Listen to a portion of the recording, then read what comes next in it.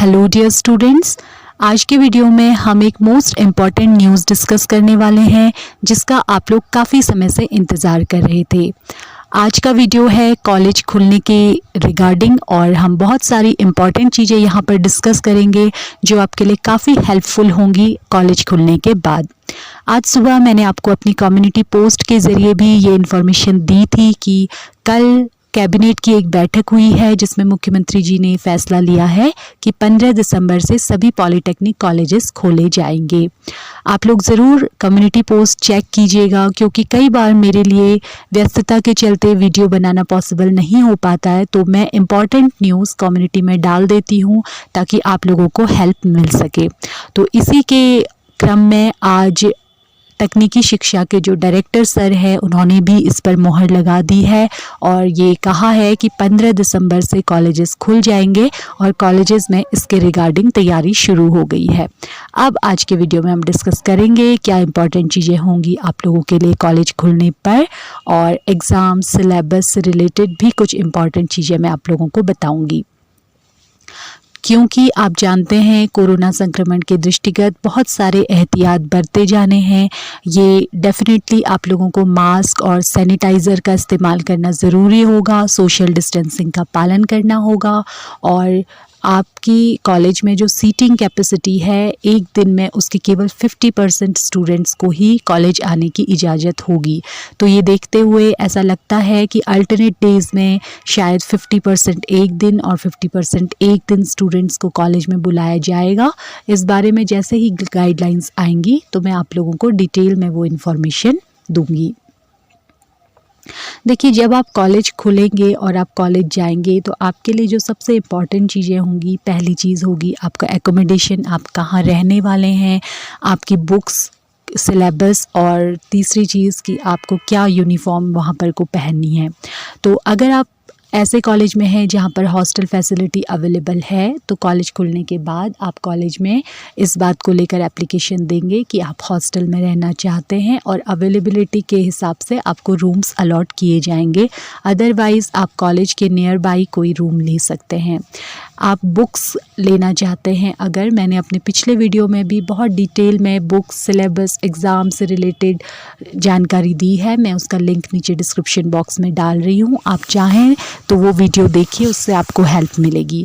आप यहाँ पर मैं आपको बताऊँगी कि आप अगर फर्स्ट ईयर में हैं तो ईगल पब्लिकेशन की बुक अगर आप इंग्लिश मीडियम में पढ़ रहे हैं तो ले सकते हैं, और सार्थक और बीबीपी पब्लिकेशंस की बुक्स भी काफ़ी अच्छी हैं जो एग्ज़ाम के पॉइंट ऑफ व्यू से सफिशिएंट है। तो आप इन तीनों में से कोई भी बुक्स ले सकते हैं। अगर आप एलई के स्टूडेंट्स हैं तो नव डिस्ट्रीब्यूटर की बुक आती है वो भी आप ले सकते हैं। देख लीजिए आपको जो भी बुक्स अवेलेबल हो, ये सारे ही पब्लिकेशन अच्छे हैं। इसके बाद हम बात करेंगे यूनिफॉर्म की। तो जब आप कॉलेज में जाएंगे तो कुछ समय आपको रिलैक्सेशन मिलता है, उसके बाद डिफरेंट कॉलेजेस की अलग अलग यूनिफॉर्म होती है। आप अपने कॉलेज में जाके इसके बारे में जानकारी लेंगे और अपना यूनिफॉर्म आराम से तैयार करवा सकते हैं। कोई बहुत जल्दबाजी इस बात की नहीं है, आपको थोड़ा सा रिलैक्सेशन इसके लिए एक हफ्ते का लगभग मिल ही जाता है। अब हम बात करेंगे कि कितनी देर आपको कॉलेज में रहना होता है। देखिए, कॉलेज की जो ऑफिशियल टाइमिंग होती है वो होती है 10 बजे से 5 बजे तक। 10 बजे से 5 बजे तक आपकी क्लासेस चलती हैं। एक क्लास होती है 45 मिनट्स की। फर्स्ट ईयर के जो स्टूडेंट्स होते हैं फर्स्ट सेमेस्टर के लिए, उनके लिए applied physics, applied mathematics, applied chemistry, English and communication skills, workshop practices, BIT और इंजीनियरिंग ग्राफिक्स की क्लासेस चलती हैं, जिसमें इन सारे ही सब्जेक्ट्स में थ्योरी प्रैक्टिकल दोनों सब्जेक्ट होते हैं। मैथ्स और इंजीनियरिंग ग्राफिक्स में प्रैक्टिकल नहीं होता है।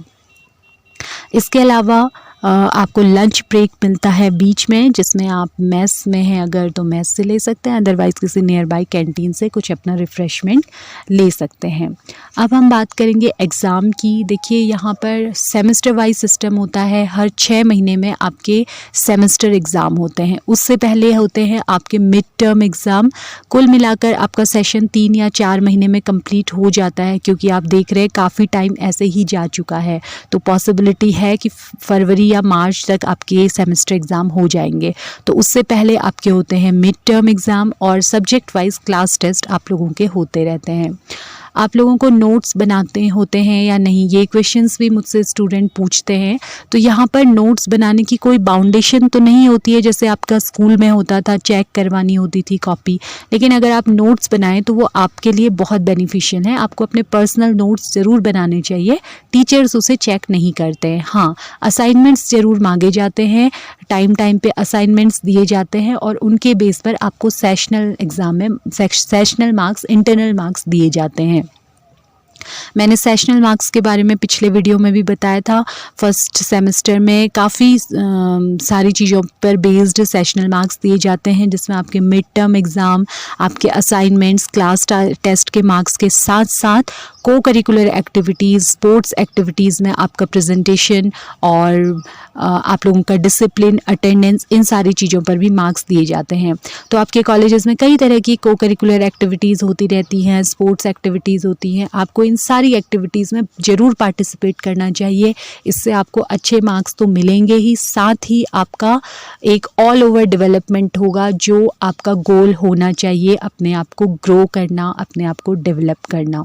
ओके, तो एक और इम्पॉर्टेंट बात आपको बता दूं, एग्ज़ाम फॉर्म जब भरे जाते हैं तो 1000 रुपीज़ आपकी एक्स्ट्रा एग्ज़ाम फ़ी और लगती है।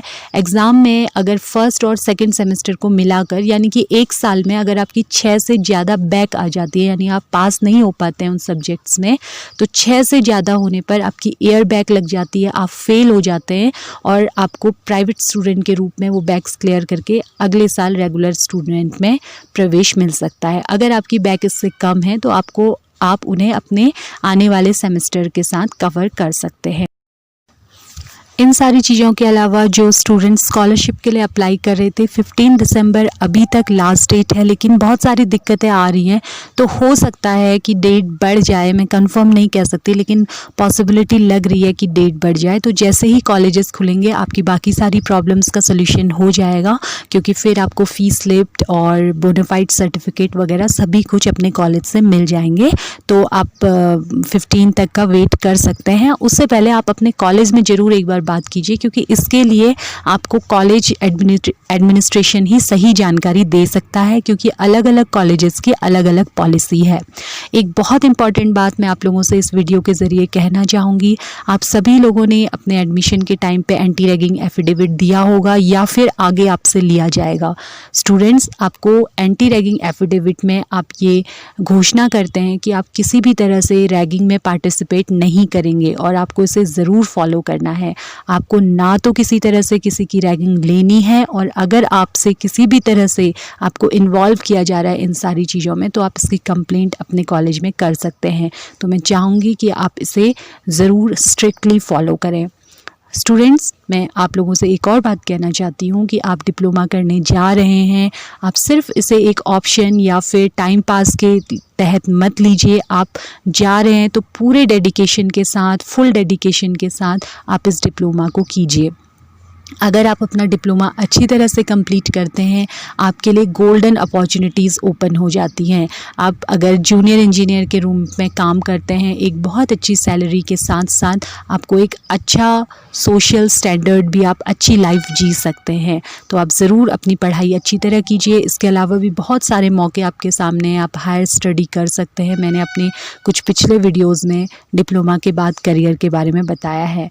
तो मैं आप लोगों से एक्सपेक्ट कर रही हूँ कि आप बहुत अच्छी तरह से पूरे समर्पण के साथ पढ़ाई करेंगे। अपना 100% एफ़र्ट अपनी पढ़ाई में लगाइए, क्योंकि इसका रिज़ल्ट आपके जीवन की दिशा को तय करेगा।